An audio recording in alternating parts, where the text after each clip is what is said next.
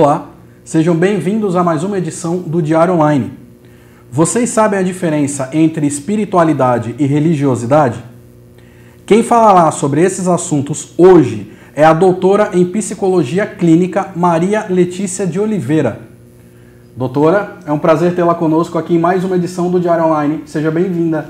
Muito obrigada por estar aqui, muito obrigada, realmente é um prazer poder estar com você novamente e principalmente com um tema que é tão relevante, que move tanto meu coração. Obrigada por isso. Nós que agradecemos, doutora. Então vamos começar direto ao ponto. Espiritualidade e religiosidade. Qual a diferença entre uma e outra? Pois é, quando a gente fala em religião, a ciência acredita que está mais ligada nesse sentido institucional, nesse sentido dos dogmas, nesse sentido doutrinário. E a espiritualidade está ligada a esse sentido do transcendental, de Deus, do sentido que você tem em relação à vida, em relação aí a essa necessidade de você se ligar a algo maior. Mas se a gente for ver, a palavra religião quer dizer religar a Deus, né? A palavra religião tem mesmo esse sentido de religar-se. Mas enquanto ciência a gente entende um pouquinho nessa separação. Já pegando esse gancho, né, que a senhora disse da espiritualidade, de se ligar com algo maior. A gente pode dizer que a sociedade hoje ela está muito ligada e presa ao mundo, às coisas mundanas? De certa forma, a gente vê uma sociedade cada vez mais necessitada, né? Só que muitas vezes eu acho que essa forma de você encontrar ou de você buscar as suas necessidades, às vezes fica um pouco tanto quanto confuso. Sim. Então a gente vê assim, tipo, muita necessidade e essa busca indo no sentido de consumir, mas consumir o quê? Né? Então fica muito nesse capitalismo de comprar coisas, enfim, hoje em dia agora tem essa questão de performance, eu preciso ser o melhor no meu trabalho, eu preciso ser o melhor, né, no meu emprego, eu preciso me destacar, e aí a gente entende que existe tantas outras formas da gente estar bem, e muitas vezes não precisamos ser o melhor em tudo, né? Então assim, acho que está muito ligado a essa questão.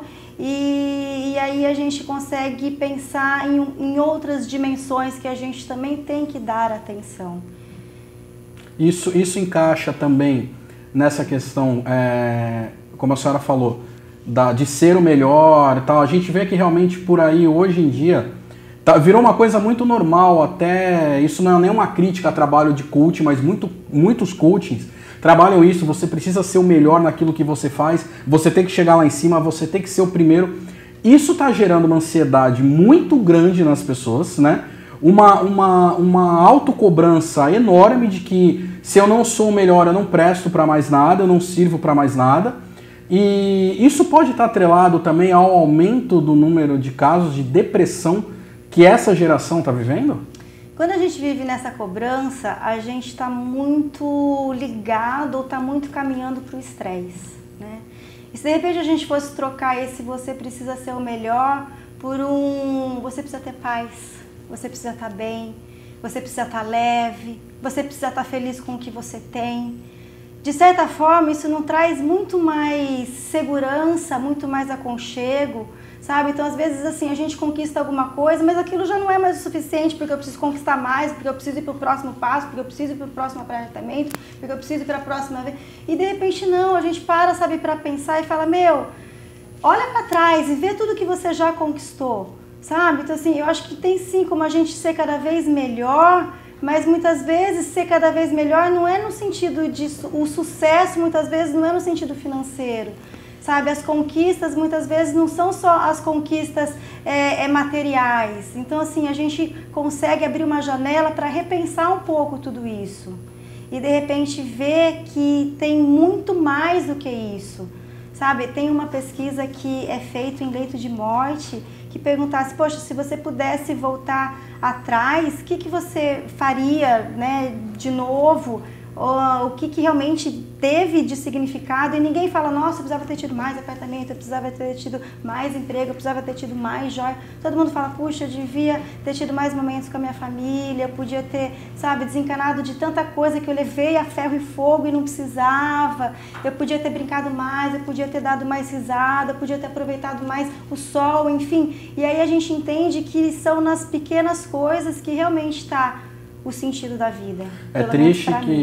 É triste que só num leito de morte que você tem essa consciência de que a felicidade ela pode não estar no que você tem, mas na forma como você vive, o que você aproveita, como a senhora mesmo disse, por exemplo, aproveitar o sol, uma caminhada, aquela conversa entre amigos no fim da tarde, no fim de semana.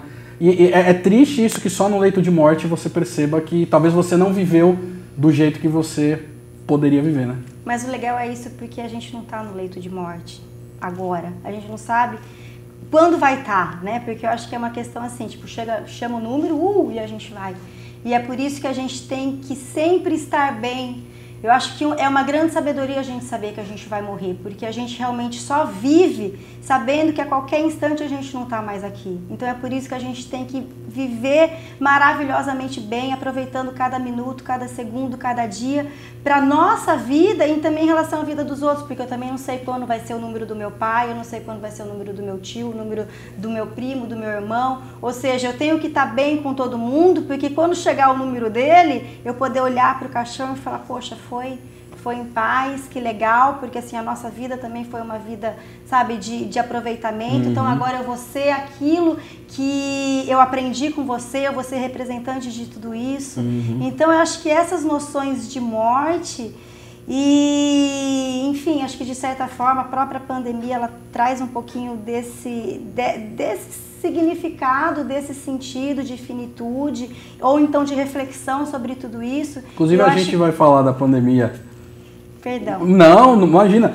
Só um alerta, a gente vai falar, a doutora tem dicas, né, doutora, a respeito da pandemia também, o que pode mudar, o que pode, o que deveria trazer de mudança nas pessoas, né? Sim, para quem conseguir, né, para quem conseguir compreender e entrar nesse momento, vai ter bastante significado. Mas como tudo na vida, né? Vai ter gente que vai evoluir, vai ter gente que vai ficar na mesma e de repente vai ter gente que vai ser o que sempre foi ou até caminhar para trás, né? Sim. Como é, enfim, doutora, as circunstâncias da nossa vida. Tá certo.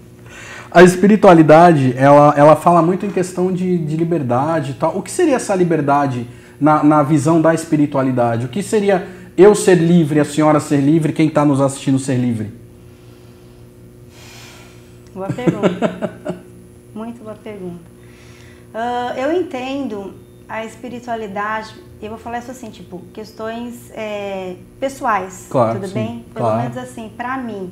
Eu acho que ela me torna muito livre porque ela é aquilo que me faz ter essa conexão com Deus. E eu compreendo um Deus de amor. Então, eu acredito que a liberdade vem exatamente disso.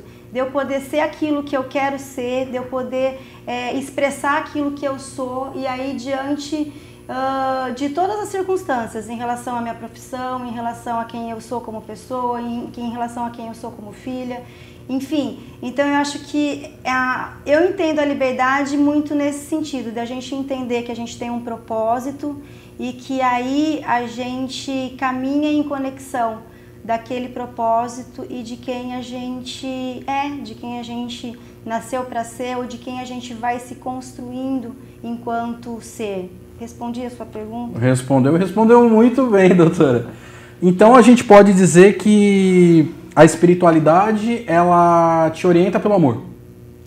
Sempre, sempre. Eu acho que essa é a grande palavra. E a gente vê isso como um pilar, a gente vê isso, enfim, no cristianismo, né, enquanto Jesus falando ali de amor, pregando amor.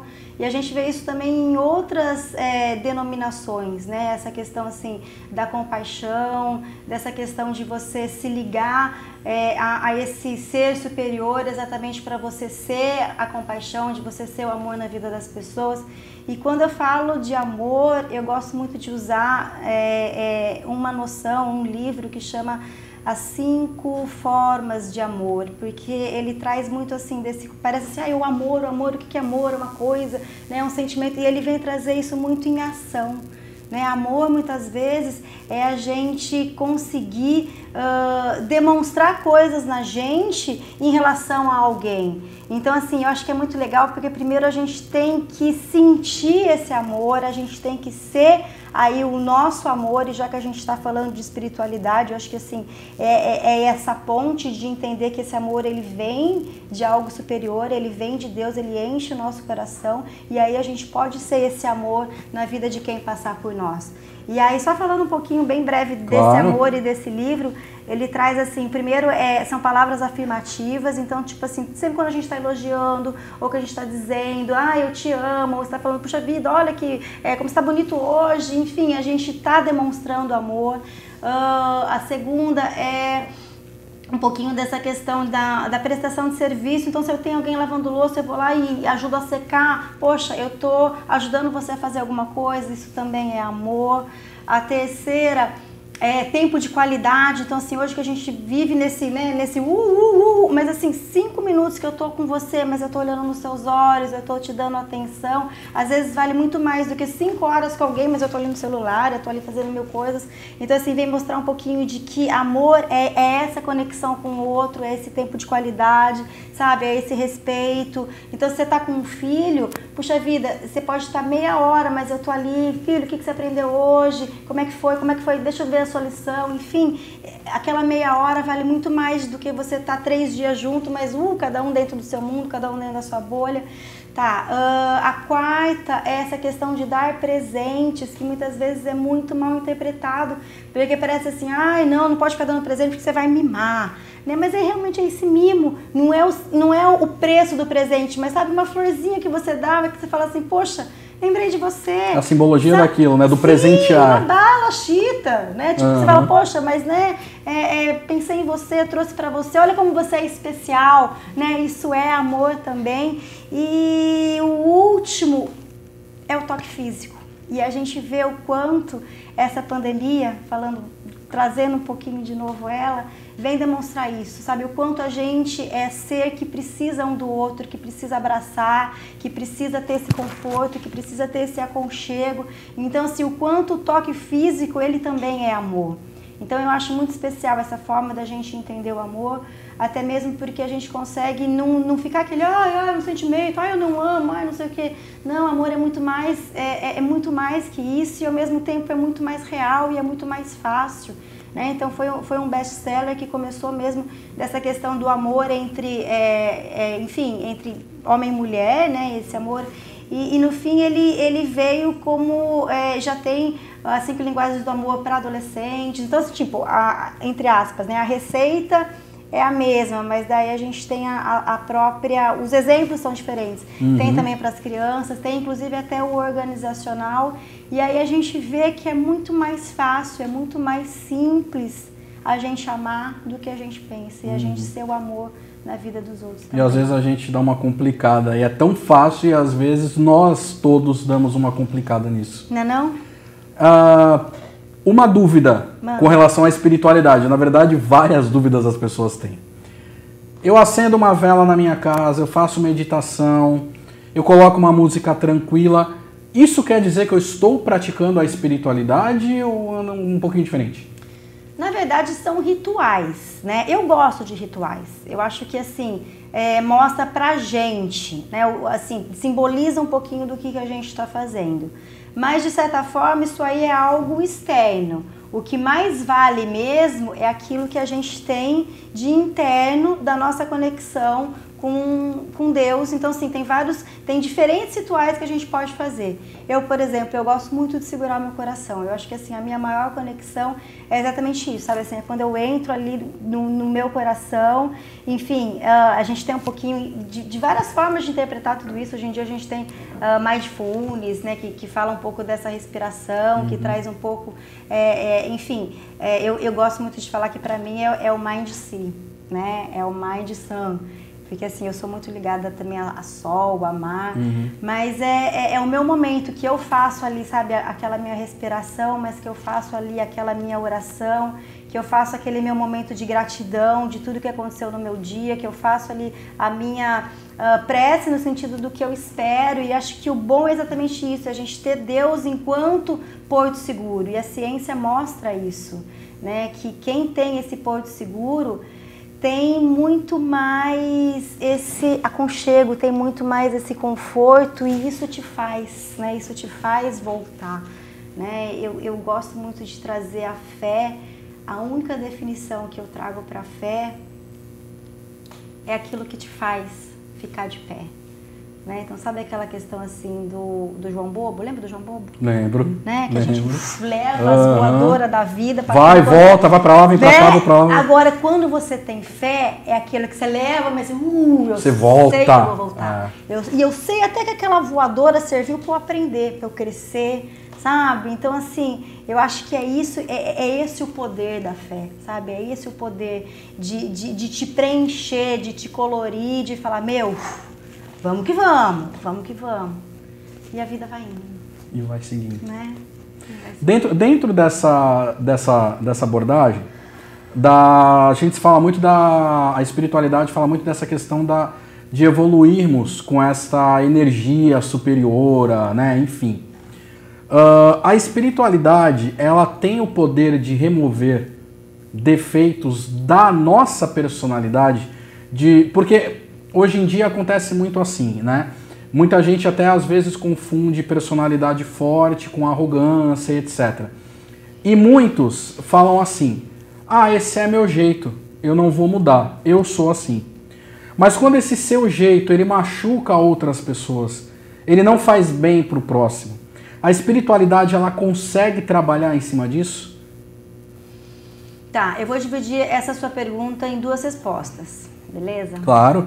Então, acho que a questão, assim, primeiro é o seguinte, eu acho que a espiritualidade, ela te faz querer ser melhor. E quando eu falo esse melhor, não é esse melhor de performance. Não é o melhor do seu primeiro lugar, de chegar lá no topo. Mas é o melhor, assim, tipo, daquela questão assim, eu não sou aquilo que eu quero ser, mas eu não sou mais o que eu era, né? Então, acho que, assim, é um melhor pra mim, mas é um melhor pros outros, é um melhor, sabe, assim, tipo... do que eu tenho em relação ao que esse mundo espera de mim, tá? Então, assim, eu vou sempre querer ser melhor nesse sentido de poder dar o meu melhor. E quando eu penso nisso, aí eu posso estar trazendo, né, essa questão que você me trouxe quanto à arrogância, Sim. quanto ao meu gênio, enfim, é meu jeito. A gente entende isso enquanto assertividade, né, pela ciência, por isso que eu quis fazer um pouquinho dessas duas, né, enfim, dessa conexão. E aí, o que é assertividade? A gente tem, eu trabalho, né, a cognitivo-comportamental, né, essa é a minha abordagem clínica, então a gente entende como 3 personalidades, né? O passivo, que muitas vezes é tido como um tímido, então aquela pessoa que sempre vai engolindo, sabe, assim, é muito preocupado com o outro, mas tem um pouco de temor em relação a esse outro, não consegue dizer não, né? E do outro lado, então, né, entrando aí, né, na sua pergunta, a gente tem o agressivo. Então, assim, muitas vezes essa questão de, eu sou assim, eu sou sincero, a gente tem como ser sincero sem ser grosso. Né? Então, assim, muitas vezes, de repente, assim, a gente vê que você passou um pouquinho desse equilíbrio, porque a gente tem o 8, que seria o passivo, o 80, que é o agressivo, e o meio termo, que é o que a gente chama de assertivo, de assertividade. Então, assim, a gente tem um equilíbrio bom entre o eu e o outro, sabe? Entre a negociação, quando a gente é assertivo.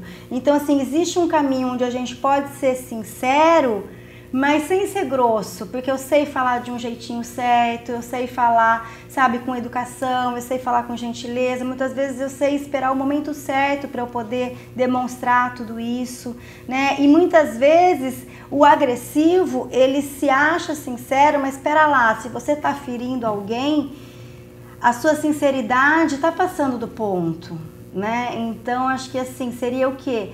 é o que a gente chama de um treino para você perceber isso, e muitas vezes isso te traz muitos problemas também, né? Porque assim, não, tem gente que fala, não, pelo menos põe isso pra fora, ai, falou, né? Mas espera lá, a todo instante você também tá tendo toda essa panela de pressão, né? Que de repente você não precisava. Então aí a gente tem técnicas para isso, tanto para você ter essa percepção, quanto também para você ter essa regulação emocional, sabe? De respiração profunda, de fé, e aí a fé entra mesmo, sabe? Nesse sentido de autocuidado mesmo, de serenidade. A espiritualidade, ela é o caminho para a assertividade? Sim, ela está no pacote. Com certeza ela está no pacote. Ela está nesse pacote aí de serenidade, ela está nesse pacote de autocuidado, ela está nesse pacote de te fazer compreender que depende muito de você e que depende muito dessa conexão com algo maior, para você conseguir, inclusive, ir regulando as suas emoções, para você conseguir, inclusive, através da própria fé, você trazer esse otimismo, trazer essa reestruturação cognitiva. O que é reestruturação cognitiva? Às vezes eu tenho só um ponto de vista, eu já interpreto de uma maneira, mas depois eu consigo rever aquilo, eu consigo ver de uma outra forma. E eu acredito sim que a fé, ela tá nesse pacote de te fazer reestruturar tudo, ter esperança, sabe? Ficar de pé. E quando a gente fala em esperança, não é assim, eu tô esperando. Mas não, vem de esperançar mesmo. E vem nesse sentido assim, eu tenho esperança, mas eu também tô trabalhando para aquilo. É uma esperança ativa, não é uma esperança, senta na cadeira e espera. Né? Então eu acho que tá tudo nesse pacotinho, sim. Doutora, nós separamos, a doutora, na verdade, separou 5 tópicos para a gente abordar a respeito da espiritualidade, dar um resumão. Bora! E a gente vai começar agora pelo primeiro deles. Doutora, esse daqui é complexo. Esse é complexo, hein? O que é o ser humano? O que é o ser humano? Complexo. Bom, né? Ao mesmo tempo que é tão grande, parece que a gente consegue, né? A própria definição de ser humano, ela não é tão, ela vai dividindo isso, né? Não é tão grande assim. A gente tem o ser humano como um ser biopsicossocial e agora espiritual, né? Eu sempre, quando eu falava da definição de ser humano, era um triângulo, né? Que é o biopsicossocial, mas eu sempre trouxe assim, tipo, até mesmo assim, das minhas próprias crenças, eu falava, nossa, esse lado espiritual é aquilo que preenche, que colore esse ser humano. Mas, inclusive, a própria ciência, né? A gente pode agora dizer que não é mais um triângulo, é um quadrado, porque a Organização Mundial da Saúde, em 1988, reconheceu essa dimensão que é o espiritual. Então, é o biopsicossocial espiritual, e eu acredito que o que colore mesmo esse quadrado é o nosso sentido da vida. Que você pode levar esse sentido da vida nesse âmbito espiritual, como de repente você pode ter conexões com outras coisas, mas é esse sentido da vida que te traz esse norte, sabe? É o seu sol, e aí tipo assim, nós somos esse próprio girassol em busca daquilo que nos alimenta, sabe? Daquilo que nos dá razão de viver, daquilo que fala, vai por aí, que você vai ser feliz. E é claro, cada um tem o seu próprio sentido. Né? Isso não é uma receita, né? Mas de certa forma a gente tem sim como ter um pouquinho de dicas para a gente ir percorrendo aí esse processo, né? E cada um ir rumando o seu próprio caminho. Segundo tópico, importância da fé. Fé, importância da fé. Para mim, assim, para minha vida, a minha fé, eu acho que assim, é tudo em mim, né? É o que realmente me faz refletir toda a minha história, né? Tanto assim em relação ao passado. Então assim, tudo para mim ele vem como um caminho de aprendizagem, todas as nossas histórias de família, de trabalho, de amigos, enfim, a gente vai conseguindo aprender, a gente vai tirando aquilo que tem de melhor, então a gente vai se constituindo enquanto pessoa, e essa fé também te move a querer coisas melhores na sua vida, né? A plantar coisas boas nessa terra. E quando a gente vai plantando tudo isso, é um perfume que a gente vai sentindo a todo instante. E se de repente a gente faz o nosso mundo assim, a gente vive nesse mundo. Tá. Deu? Sim, terceiro tópico. Deu e com clareza. Terceiro tópico, esse daqui bem interessante. Levitude emocional. Inclusive a gente separou uma imagem, Max, meninos aí da produção, a imagem da borboleta, né doutora? Tem a gente tem a imagem aí no ponto. Doutora, pode ir falando sobre levitude emocional e a gente já vai subir a imagem aí. Levitude emocional, doutora. Levitude emocional. Puxa vida, isso aí tem sido assim, a minha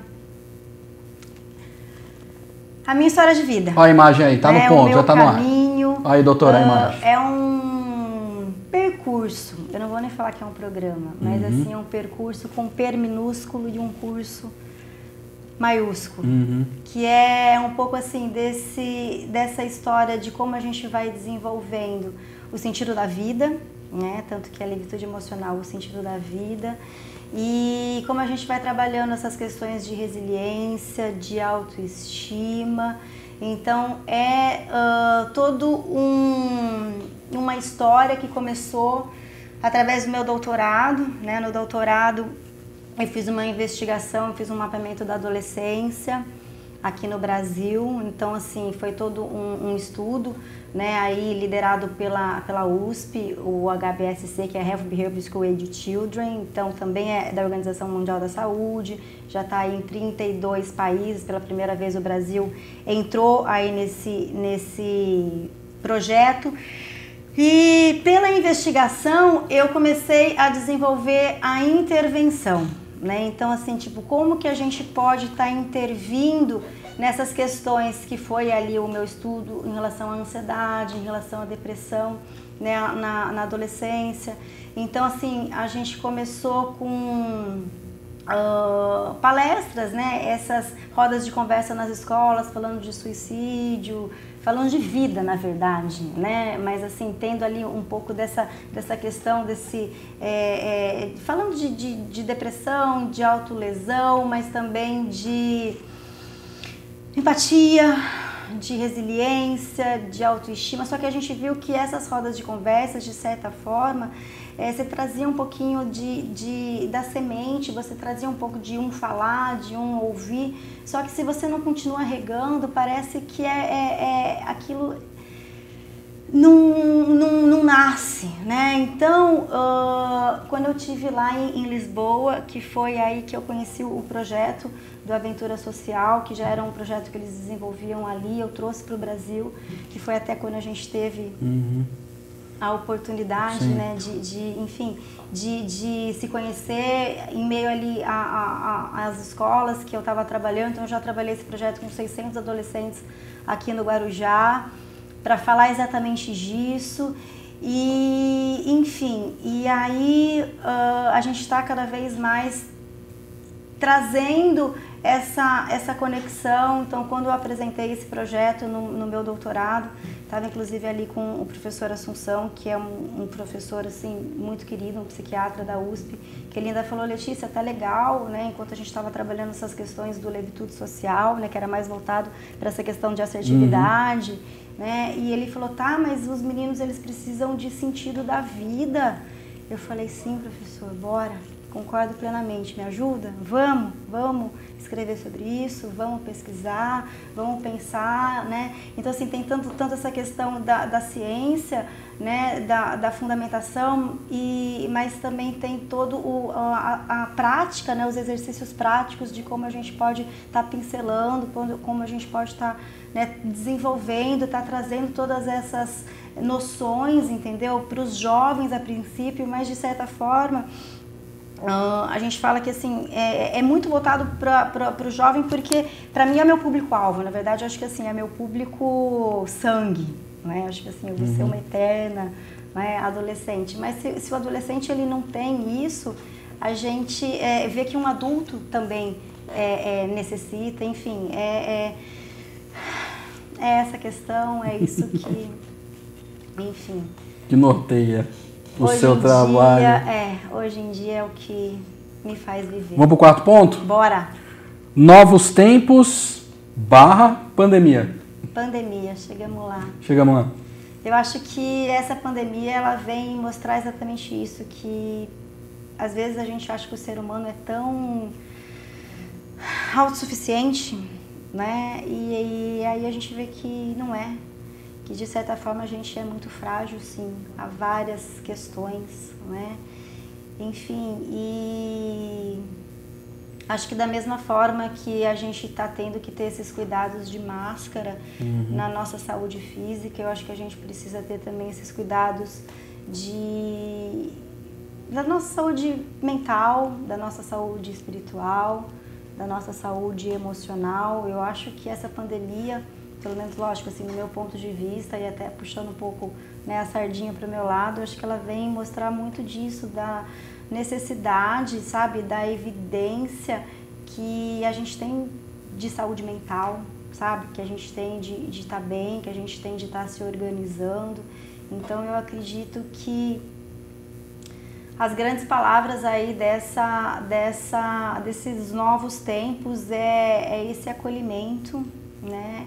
É esse amor, e acho que é um monte de R, sabe? É R aí de reflexão, é R de reorganização de vida, de reestruturação cognitiva, de resiliência, sabe? E quando a gente fala em resiliência, acho que é um pouco da diferença de quem está andando no estresse, de quem está andando na loucura, de quem está tentando se equilibrar, né? E de quem consegue, de certa forma, ir resistindo. Inclusive, resistência é o nome da segunda fase do estresse, né? Que você está ali resistindo, mas se você não resistir, você entra ali numa quase exaustão, e se você você vai puxando, né? A gente pensa que estresse é uma coisa só e não é. Você vai puxando, você vai puxando, você vai puxando o elástico.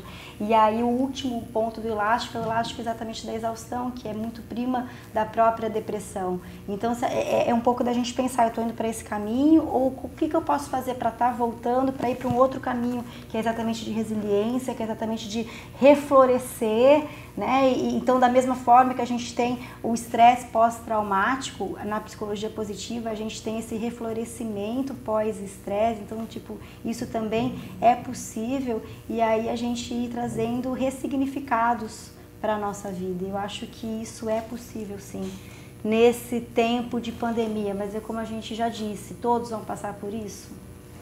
Não, mas assim poderá ser para quem assim abrir o coração.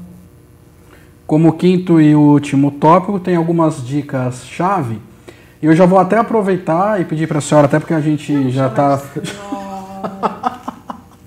Até porque a gente está... É uma forma de respeito. Até porque a gente está finalizando essas dicas-chave e até mesmo um recado... não vou falar senhora, um recado seu. Gente, eu passei a entrevista inteira chamando a Letícia de senhora, agora ela pediu para mim, não me chama de senhora. Não. Eu sou tão novinha, ou pelo menos eu ainda fiz tão bem. Letícia, vamos aproveitar então para finalizar as dicas chaves e um recado seu para quem está nos assistindo. Bora. Tá, acho que a primeira palavra é essa questão de conexão. Conexão com Deus, né, já que esse está sendo o nosso centro, né, aí de toda a entrevista, de toda a fala de hoje. Eu acho que é conexão com a gente mesmo, com os nossos ideais, com aquilo que a gente quer para a nossa vida. Eu acho que é conexão com os outros, eu acho que é conexão com a natureza, que acho que está aí, tem muito para nos ensinar e tem muito da gente poder aproveitar, sabe, da própria natureza, assim, da gente poder recarregar a nossa energia. Acho que da mesma forma que a gente está vendo o bem que está sendo feito para a Terra, né, e de uma forma geral, eu acho que isso pode fazer bem para a gente também, se a gente assim, né, se permitir. Eu acho que uma outra dica é como a gente começa o nosso dia, né? Eu gosto muito, eu não consigo começar o meu dia sem acordar, e assim, tipo, quais são as formas que a gente dá um bom dia para o nosso dia, né? Então, assim, eu gosto da minha devocional, então, assim, a primeira coisa é eu me alimentar disso, e aí, tipo assim, vai ver o sol, vai fazer uma caminhada, vai, enfim, vai dar um mergulho, sabe? Às vezes vale a pena a gente acordar meia hora antes para poder ter essa meia hora de coisas que eu faço. Se tiver chovendo, saiba apreciar a entendeu? chuva. Sim, porque a chuva também, sabe? A gente não vive só de sol, a gente torra, né? Acho que assim, a natureza ela é tão linda que ela mostra isso. A gente tem várias estações exatamente para isso, né? Para ir mostrando que a nossa vida também é isso, sabe? A gente é feita, até assim a tristeza, elas nos ensina muito. Às vezes a gente não quer ser triste, sentir a tristeza, mas espera lá, aceita, acolhe, vê o que ela está demonstrando, né? Vê assim, o que precisa ser mudado e aí reage em função disso, né? Então assim, todos os sentimentos ele vem para nos mover, né? E para nos engrandecer, se assim a gente permitir, enfim.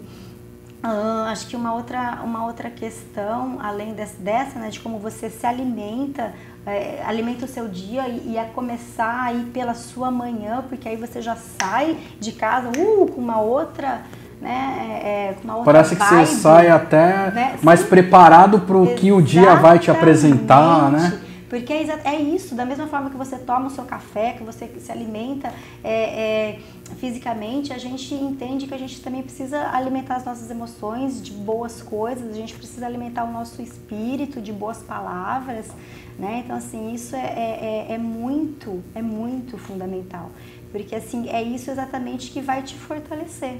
Né? Da mesma forma que é o físico, a gente ir fortalecendo as outras dimensões também, a social, né? A espiritual, a emocional.